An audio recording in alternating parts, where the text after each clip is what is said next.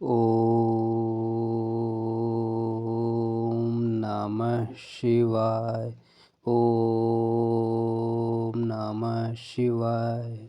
ऋषिकेश उत्तराखंड के देहरादून जिले का एक नगर, हिंदू तीर्थ स्थल, गढ़वाल हिमालय का प्रवेश द्वार एवं योग का वैश्विक राजधानी है। ऋषिकेश हरिद्वार से 25 किलोमीटर उत्तर में तथा देहरादून से 43 किलोमीटर दक्षिण पूर्व मध्य में स्थित है। हिमालय का प्रवेश द्वार ऋषिकेश, जहां पहुंचकर गंगा पर्वतमालाओं को पीछे छोड़ समतल धरातल की तरफ आगे बढ़ जाती है। ऋषिकेश का शांत वातावरण कई विख्यात आश्रमों का घर है। उत्तराखंड में समुद्र तल से 1360 फीट की ऊंचाई पर स्थित ऋषिकेश भारत के सबसे पवित्र तीर्थ स्थलों में एक है।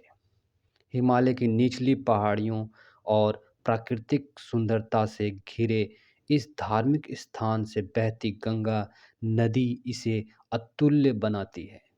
ऋषिकेश को केदारनाथ, बद्रीनाथ, गंगोत्री और यमुनोत्री का प्रवेश द्वार माना जाता है। कहा जाता है कि इस स्थान पर ध्यान लगाने से मोक्ष प्राप्त होता है। हर साल यहाँ के आश्रमों के बड़ी संख्या में तीर्थयात्री ध्यान लगाने और मन की शांति के लिए आते हैं। विदेशी पर्यटक भी यहाँ आध्यात्मिक सुख की चाह में नियमित रूप से आते रहते हैं। चलिए हम ऋषिकेश के एक पवित्र स्थान पर हम जो चर्चा किए उस चर्चा को आगे लेकर के चलते हैं।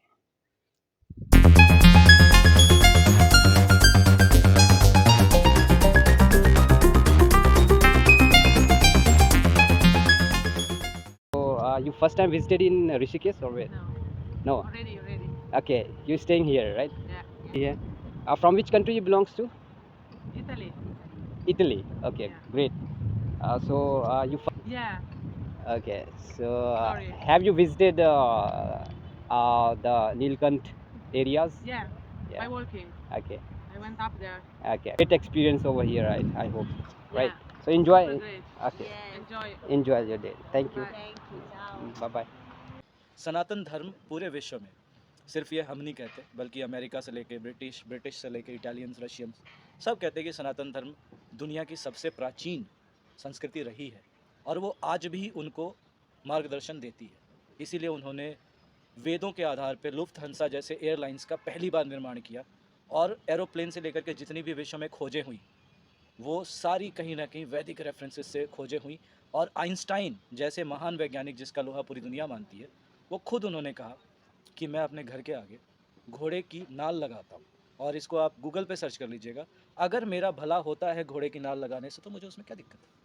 तो ये घोड़े के नाल या फिर कोई रुद्राक्ष या कोई कंठी माला पहनने से फिल्मों में अक्सर दिखाया जाता है कि ये सब अंधविश्वास है। नहीं, फिल्मों में क्या दिखाया जाता है, इससे साबित कुछ नहीं होता। साबित इससे होता है कि जो ऑथेंटिक व्यक्ति है, पर्सनैलिटी है।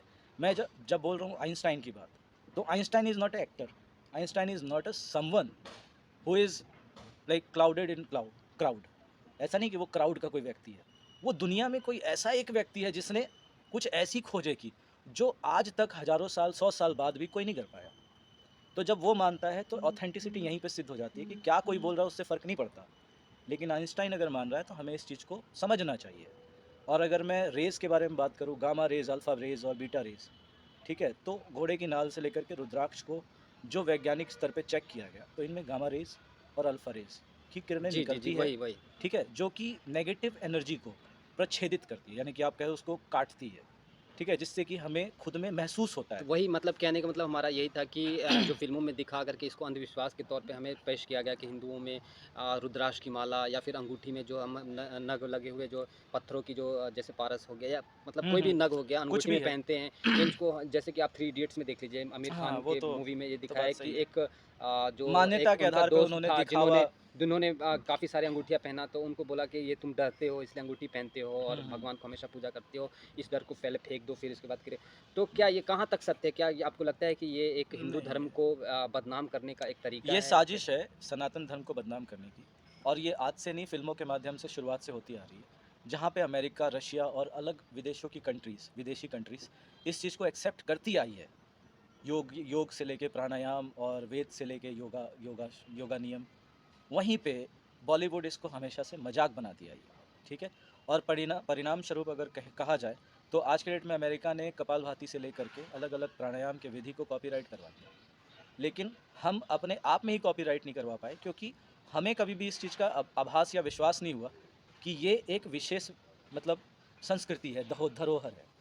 तो इसका इसका पुराने समय से अंग्रेज और विदेशियों ने लाभ उठाया और आज भी उठा रहे हैं। इसमें कोई दिक्कत नहीं है। देखिए, जैसा कि मैंने शुरुआत करी थी कि जो सबसे समृद्ध होगा कलयुग में, वही सबसे ज़्यादा विनाश के चरम पे पहुंचेगा।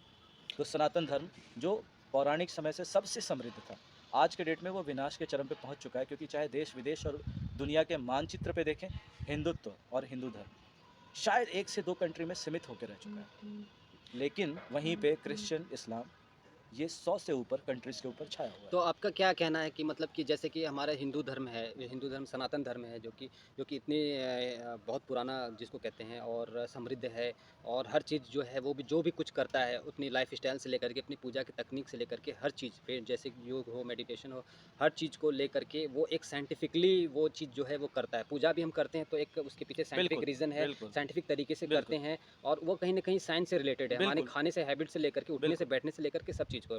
जब भी हम धरती पे भी हम पाँव रखते हैं तो हम पहले धरती माता को सलाम मतलब प्रणाम करते पूजा हैं। करते हैं। जब हम खाना खाते हैं तो अन्नपूर्णा देवी के नाम पे बिल्कुल, उनका हम बिल्कुल। पूजा करके हम अन्न ग्रहण करते हैं। इस सत्य तरीके से वचन है इसमें। हम जब जल भी ग्रहण करते हैं तो हम गंगा जल या गंगा या फिर उनका पूजा करके हम जल का ग्रहण करते हैं। बिल्कुल। तो ये सारा कुछ जो है वो एक साइंटिफिकली है। लेकिन साइंटिफिक वर्ड को अगर हम यूज़ ना करें और इसको हम ऐसे कहें कि पूरा ब्रह्मांड इलेक्ट्रॉन, प्रोटॉन और न्यूट्रॉन से बना हुआ है, यानी कि ब्रह्मा, विष्णु और महेश के तत्व से बना हुआ है, जिसको कि सर्न जैसी संस्था ने इलेक्ट्रॉन, प्रोटॉन और न्यूट्रॉन के नाम से संबोधित किया।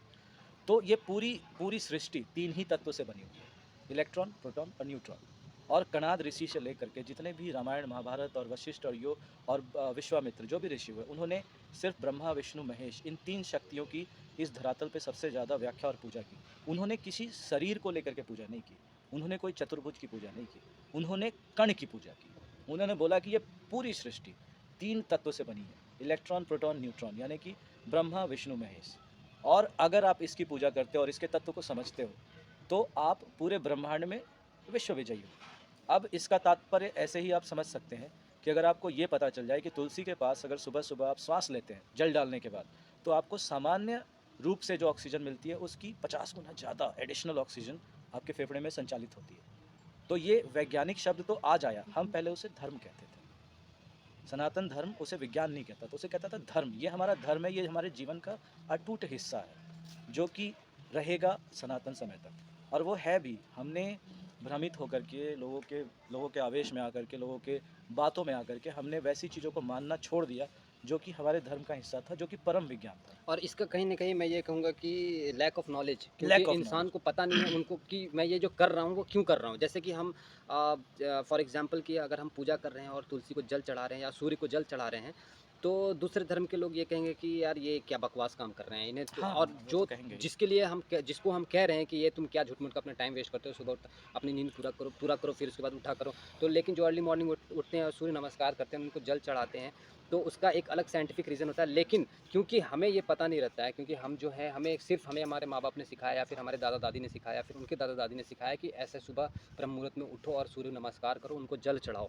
लेकिन उनके पीछे उन्होंने ये रीज़न नहीं बताया कि क्यों चढ़ाना है, या फिर पता नहीं है, उनको पता हो सकता है लेकिन हमें नहीं बताया। हमें बस ये कहा कि ब्लाइंडली आप फॉलो करो, आपको इसका लाभ मिलेगा। लेकिन हमें नहीं पता इसकी वजह से क्या होता है कि कोई दूसरे धर्म के व्यक्ति अगर हमें ये कहता है कि आप इस तरह से क्यों करते हो, अपना टाइम वेस्ट करते हो, ये तो अंधविश्वास है। तो ये हम कह सकते हैं कि ये लैक ऑफ नॉलेज है कि हम उनकी बातों को जवाब नहीं दे सकते हैं। जब तो हम हमें जवाब देने के जब लिए हमें हमें ये ज़रूरी है कि ये जानना कि हम क्यों सूर्य को नमस्कार नहीं, कर रहे हैं, क्यों हम जल हमें चढ़ा रहे हैं। हम जब तक जानने के पीछे पड़े रहेंगे, तब तक हम कभी भी सनातन धर्म को समझ नहीं पाएँगे। क्योंकि खोज जो है, ये हमेशा से उन वैसे लोगों की धरोहर रही है, जो इस चीज़ में आधिपत्य हासिल कर चुके हैं। आधिपत्य मतलब एक विशेष स्तर प्राप्त कर चुके हैं। अब जैसे हम सामान्य जीवन में बात करते हैं, एक किसान जो खेत में खेती करता है, जब वो गिर जाता है, तो उसी पत्थर से उसको उतनी चोट नहीं लगती, जितना कि एक सामान्य व्यक्ति को चोट लगती है। इसका मतलब ये नहीं है कि वो भौतिक रूप से स्ट्रांग हो गया है।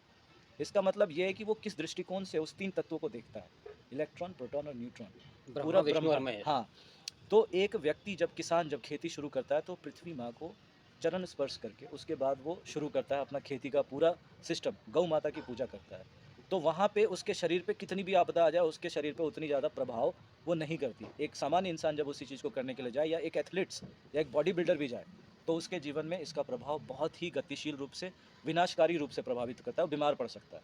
लोग बोलते हैं इसका वैज्ञानिक कारण है, वो उसके प्रभाव में था, यूज टू था इसीलिए ऐसा हो गया, पर ऐसा नहीं है। ये प्रेम है। एक माता अपने पुत्र के लिए जितना प्रेम करती है वही माता उसी शरीर में अगर उसके पुत्र को नुकसान पहुंचाने के लिए कोई और बच्चा उसी उम्र का आ जाएगा तो उसको थप्पड़ मार के दुख भी पहुंचा सकती है। तो हम जो देखते हैं पृथ्वी तत्व को या जल तत्व को या भूमि तत्व को देखते हैं कि वो एक निर्जीव पदार्थ है, लेकिन वो निर्जीव नहीं है, वो सजीव पदार्थ है, उसमें जीवन है और उस जीवन को पहचानने की और उसको प्रेम में परिवर्तित करने की प्रक्रिया सनातन धर्म में है और किसी भी धर्म में इसका कोई भी विधान नहीं है। इसीलिए योगी बीहड़ जंगल में भी हजार जानवरों के बीच सुरक्षित रहते हैं और वही पैरा कमांडो जो कि पूरे बीहड़ जंगल में अगर कभी जाता है तो उसे पता नहीं कितने अस्त्र शस्त्र की जरूरत पड़ती है अपने आप को सुरक्षित रखने के लिए।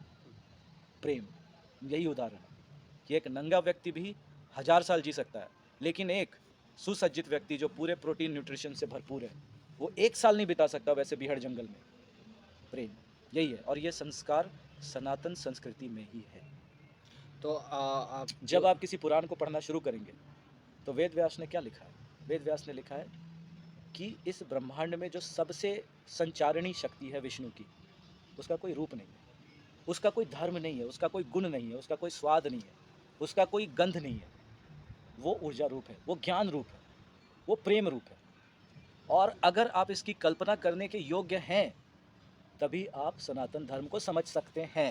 तो दोस्तों ये था सनातन हमारा जो धर्म है उसके ऊपर एक छोटा सा चर्चा। आशा करता हूँ कि आपको ये हमारी वीडियो पसंद आई होगी। इस तरह की वीडियो को पाने के लिए हमारे चैनल को सब्सक्राइब ज़रूर कीजिए।